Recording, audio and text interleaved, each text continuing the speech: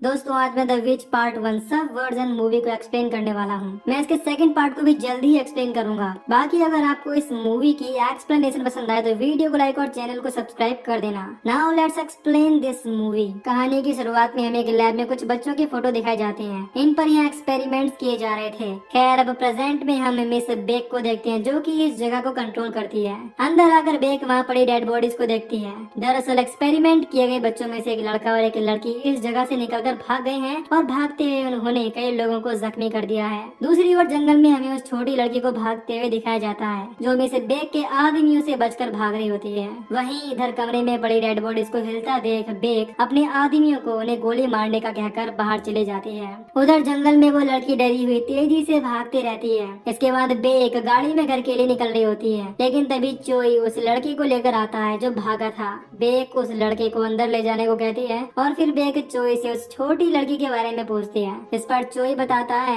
कि वो उसे नहीं ढूंढ पाए। बेक ये कहते हुए घर की ओर निकल जाती है कि वो लड़की ज्यादा दूर नहीं जा पाएगी, वो बस 8 साल की है और घायल भी है, उसकी फिक्र करने की जरूरत नहीं है। अगले सीन में हम मिस्टर जी को अपनी गायों को चारा डालते देखते हैं। तभी उनकी नजर वहाँ गिरी उस लड़की पर जाती है। वो जल्दी से उसे उठाकर अपने घर ले आता है। फिर कुछ देर बाद डॉक्टर के चेक करने पर उन्हें पता चलता है कि ये छोटी बच्ची ठीक हो जाएगी, लेकिन सर पर काफी चोट आने के कारण इसकी याददाश्त आने की कोई गारंटी नहीं है। फिर डॉक्टर के जाने के बाद जी की वाइफ काफी देर उस लड़की के पास बैठी रहती है, क्योंकि उनका भी कोई बच्चा नहीं था, इसीलिए वो उस लड़की को अडॉप्ट कर लेते हैं। अब कहानी 10 साल बाद शिफ्ट होती है। वो छोटी लड़की अब काफी बड़ी हो चुकी है और उसका नाम जायून है। जायून अपनी गायों के लिए चारा लेने जाती है, जहाँ शॉपकीपर उसकी पहले काफी उधारी होने के कारण जायून को और चारा देने से मना कर देता है। लेकिन शॉपकीपर के बेटे को जायून पर क्रश होता है, इसीलिए वो उसके ट्रक में चारा लोड कर देता है और जायून भी जल्दी से घर के लिए निकल जाती है। इसके बाद घर पहुँचने पर जायून के डैड उसे इस तरह फिर कभी चारा लेने से मना करते हैं। अंदर आकर जायून कुछ देर अपनी माँ से बातें करती है, जिन्हें अब अल्जाइमर की बीमारी हो गई है, जिसकी वजह से वो कई बार ये तक भूल जाती है कि उन्होंने खाना खाया है या नहीं। इसके बाद जायून सबके लिए खाना बनाती है और टेबल पर खाना खाते हुए उसके डैड बताते हैं कि मैं 2 गायें बेच रहा हूँ, क्योंकि बिना चारे के वो भूखी मर रही हैं।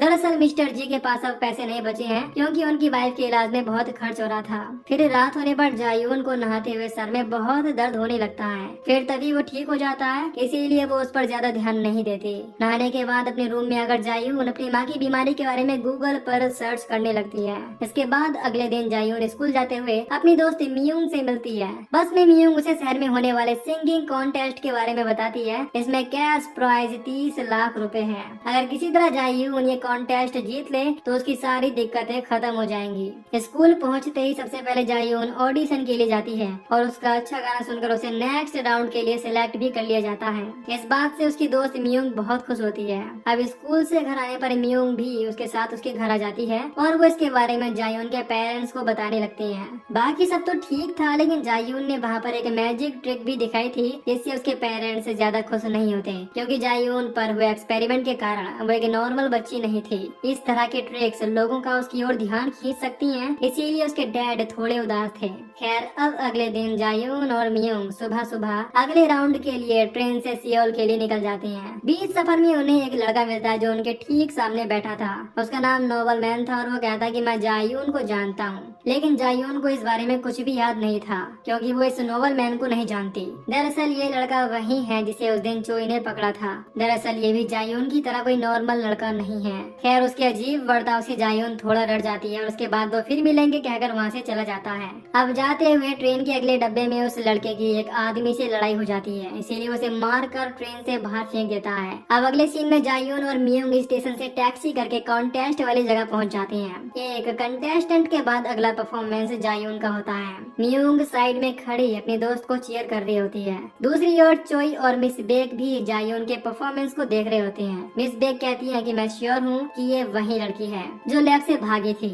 वहीं इधर जायून बहुत अच्छा गाती है और उसे क्वार्टर फाइनल्स के लिए सिलेक्ट कर लिया जाता है। इसके बाद बाहर आते हुए दोनों बहुत खुश होती हैं। इसी बीच जायून को फिर से सर दर्द होने लगता है और वो जल्दी से वॉशरूम चली जाती है। अब हमें फ्लैश बैक दिखाया जाता है, जहाँ डॉक्टर जायून को बताती है कि वो बस 1 या 2 महीने और जिंदा रहेगी। उसकी बीमारी का बस एक ही इलाज है, उसके बायोलॉजिकल पेरेंट्स का बोन मैरो ट्रांसप्लांट। मगर जायून को अपने रियल पेरेंट्स के बारे में कुछ नहीं पता। खैर अब मियोंग भी वहाँ आ जाती है जायून को ढूंढते हुए। इसके बाद बिल्डिंग से बाहर अगर वो टैक्सी का वेट कर रहे होते हैं, लेकिन तभी एक गाड़ी वहाँ आकर रुकती है, जिससे एक आदमी बाहर निकलता है जिसे चोई ने जायून को लाने के लिए भेजा था। वो उन्हें लिफ्ट देने की बात करने लगता है, मगर मियोंग जायून को लेकर साइड से जाती है और टैक्सी में बैठ जाती है और वो जल्दी से ट्रेन लेकर घर की ओर आने लगते हैं। फिर स्टेशन पहुंचकर मियोंग अपने डैड को उन्हें रिसीव करने के लिए बुला रही होती है। तभी एक गाड़ी जायून के सामने आकर रुकती है, जिसमें वही लड़का होता है जो उन्हें ट्रेन में मिला था। वो जायून को कहता है कि तुम्हारे माँ बाप बूढ़े हैं तो उनका ध्यान रखा करो। ये सुनते ही जायून घर की ओर भागने लगती है।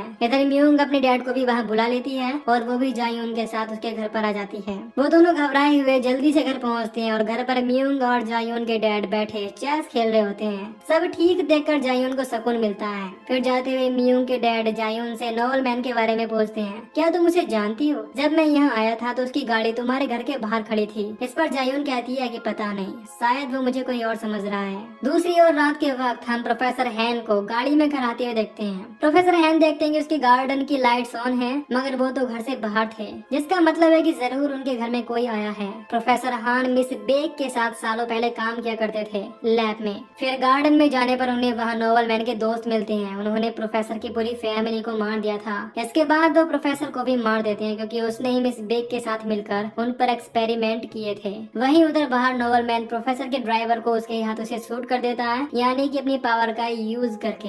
अब अगले दिन चोई और मिस बेक बैठे ब्रेकफास्ट कर रहे होते हैं, इसीलिए बेक चोई को कुछ दिनों के लिए कहीं बाहर घुमाने को कहती है, क्योंकि वो बताती है कि हेडक्वार्टर से ऑर्डर आया है, हमें अभी अपना काम रोकना होगा। चोई समझ जाता है कि बेक उसे बहाने से निकाल रही है। अब मिस बेक से मिलने के बाद चोई जाकर एक बंदे से मिलता है जो ये सब एक्सपेरिमेंट कर रहा था। वो चोई को कल रात हुई प्रोफेसर हान की मौत के बारे में बताता है। वो चोई से पूछता है कि क्या ये महज इत्तेफाक है या कोई हमारे आदमियों को जानबूझकर मार रहा है। फिर जाते हुए वो आदमी चोई को जायून को मारने को कहता है, क्योंकि उसके पावर कंट्रोल से बाहर है, इसीलिए उसे जल्द से जल्द मार देना चाहिए। चोई ऐसा ही करता है और गाड़ी में बैठकर अपने आदमी को कॉल पर जायून को आज रात ही मारने का कहता है। इधर घर पर मियोंग जायून के पेरेंट्स को एक्साइटेड होकर कॉन्टेस्ट के बारे में बता रही होती है। तभी अचानक बीच में मिसेस जी जायून को देखकर पूछती हैं कि तुम कौन हो। यानी कि अब जायून की मॉम की याददाश्त और भी खराब होती जा रही थी। वो अपनी बेटी तक को नहीं पहचान पा रही थी। अब डिनर के बाद सब सोने चले जाते हैं। सोते हुए जायून को फिर से सर में तेज दर्द होने लगता है और वो रोने लगती है। वहीं मियोंग को जोर से टॉयलेट लगी होती है, इसीलिए वो वॉशरूम की ओर चली जाती है। इसी बीच घर में चोई के आदमी आ जाते हैं जिन्हें उसने जायून को मारने भेजा था। इधर सोते हुए जायून को अचानक बाहर से आवाज आती है और जैसे ही वो देखने बाहर आती है तो एक आदमी उसके सर पर गन पॉइंट कर देता है और वहाँ कुछ लोगों ने मियोंग को भी पकड़ा हुआ था।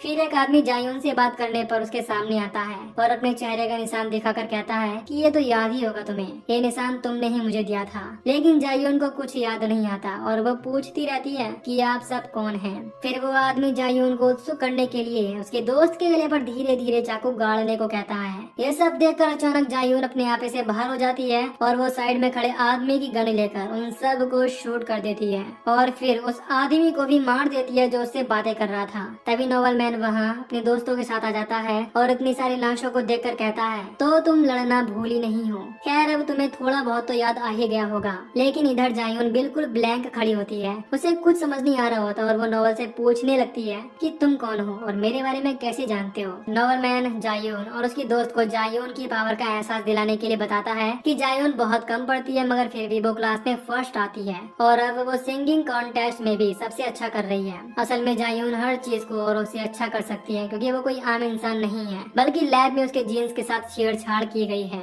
अब आखिर में जब जायून को कुछ याद नहीं आता तो नोवल मैन उसे धमकी देता है कि तुम हमारे साथ चलो वरना हम तुम्हारे पेरेंट्स और जानने वाले सभी लोगों को मार देंगे। अब जायून के पास कोई ऑप्शन नहीं होता। वो अपनी दोस्त मियोंग को गुड बाय कहकर जाने लगती है। वो मियोंग को विश्वास दिलाती है कि मैं वापस जरूर आऊंगी। इसके बाद नोवल और उसके दोस्त जायून को अपने साथ ले जाते हैं। उधर चोई अपने आदमी को कॉल करता है जिसे उसने जायून को मारने भेजा था, लेकिन कोई कॉल नहीं उठाता, इसीलिए वो अपने आदमियों के साथ मिस बेक की लैब के लिए निकल जाता है। उधर नोवल भी जायून को मिस बेक के पास ले आता है जहाँ वो लोग उसे उस चेयर पर हाथ बांधकर बिठा देते हैं और उससे सवाल जवाब करने लगते हैं। जायून पूछती है कि मैं कहाँ हूँ और तुम ये सब क्या कर रहे हो। इधर बेक जायून को देखकर बहुत खुश होती है क्योंकि वो उसकी सबसे खास एक्सपेरिमेंट थी। अब वो जायून को सभी चीजें याद दिलाने के लिए एक सीरम उसके शरीर में इंजेक्ट करती है। इसके बाद जायून को पास्ट के कुछ फ्लैशेस आने लगते हैं जहाँ पर उस पर एक्सपेरिमेंट किए जा रहे थे। इसके बाद मिस बेक बताती है कि वो लोग 7 से 8 साल के बच्चों पर ये एक्सपेरिमेंट्स कर रहे थे ताकि उन्हें पावरफुल बनाया जा सके।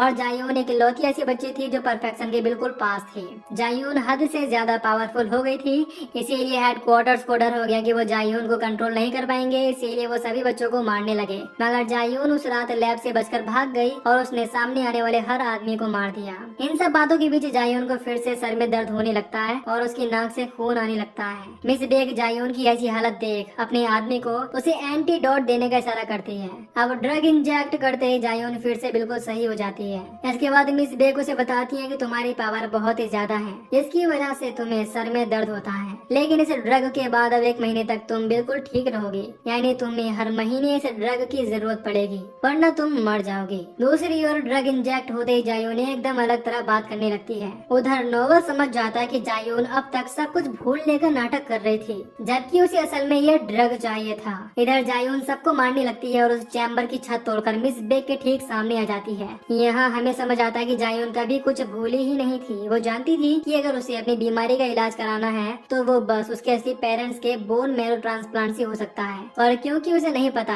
कि उसके पेरेंट्स कहाँ हैं, तो बस मिस बेक ही उसे बचा सकती हैं। इसके बाद जायून बेक के पैर पर गोली मार देती है और उससे उसे ड्रग का फॉर्मूला पूछने लगती है। वहीं दूसरी ओर चोई भी अपने आदमियों के साथ वहाँ पहुँच जाता है और अंदर आते ही उसका सामना नोवेल और उसके दोस्तों से होता है। नोवेल अपने 2 दोस्तों को वहाँ छोड़कर मिस बेक की ओर जाने लगता है क्योंकि वहाँ जायून है। इधर चोई भी अपने आदमियों को लड़ाई संभालने के लिए छोड़कर अंदर बेक को ढूंढने चला जाता है क्योंकि उसने उसे टीम से निकाल दिया था। इधर चोई और नोवेल के जाने के बाद नोवेल की दोस्त वहाँ आती है और वो चोई के सभी आदमियों को अपनी पावर से बड़ी आसानी से मार देती है। दूसरी तरफ जायून बेक को घिसटते हुए ले जा रही होती है। तभी अचानक से नोवेल वहाँ आकर जायून को जोर से धक्का मारता है। खड़े होने के बाद जायून कहती है कि तू तो पहले से ज्यादा स्ट्रॉन्ग हो गया है, लेकिन मेरा मुकाबला अब भी नहीं कर पाएगा, और वो दोनों लड़ने लगते हैं। नोवेल जल्द ही समझ जाता है कि वो जायून को टक्कर नहीं दे सकता और जायून उसे फेंक देती है। इधर जायून घिसट कर जाती हुई बेक के दूसरे पैर पर भी गोली मार देती है ताकि वो भाग न सके। फिर लैब के अंदर आकर जायून नोवेल को मारने लगती है।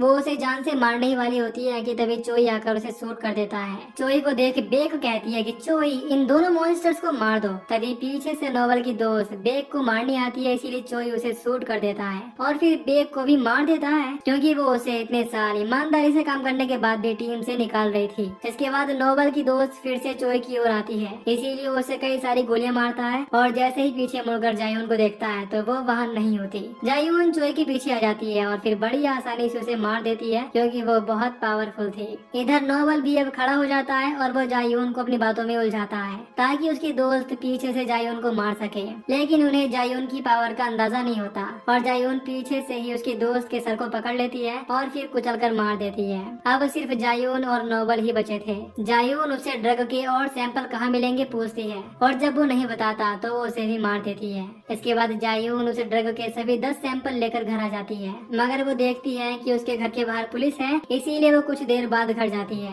और अपने डैड को उनमें से 8 सैंपल अपनी मॉम के लिए देती है ताकि उसकी मॉम अगले 8 महीनों तक ठीक रहे। यहाँ हमें पता चलता है कि जायून के पेरेंट्स को पहले से ही उसकी पावर्स के बारे में पता था क्योंकि बचपन में वो डॉग्स और गायों को मार दिया करती थी। अब जाते हुए उसके डैड कहते हैं कि जायून फर्क नहीं पड़ता तुम कहाँ पैदा हुई, लेकिन हमने तुम्हें प्यार करना सिखाया है। अपने अंदर के जानवर को खुद पर हावी मत होने देना। इसके बाद जायून अपनी दोस्त मियुंग को हॉस्पिटल देखने जाती है। अब कहानी के आखिर में हम जायून को बेक की जुड़वा सिस्टर के साथ देखते हैं। उसने बेक से जायून के बारे में बहुत कुछ सुना था। दरअसल जायून यहाँ अपनी बीमारी के लिए परमानेंट ड्रग बनवाने आई होती है और इसी के साथ ये मूवी यहीं पर खत्म हो जाती है। तो दोस्तों अगर आपको इस मूवी की एक्सप्लेनेशन पसंद आई हो तो वीडियो को लाइक और चैनल को सब्सक्राइब कर दीजिए। बाकी मैं मिलूंगा आपसे न्यू वीडियो में। Till then take care, love you, bye bye.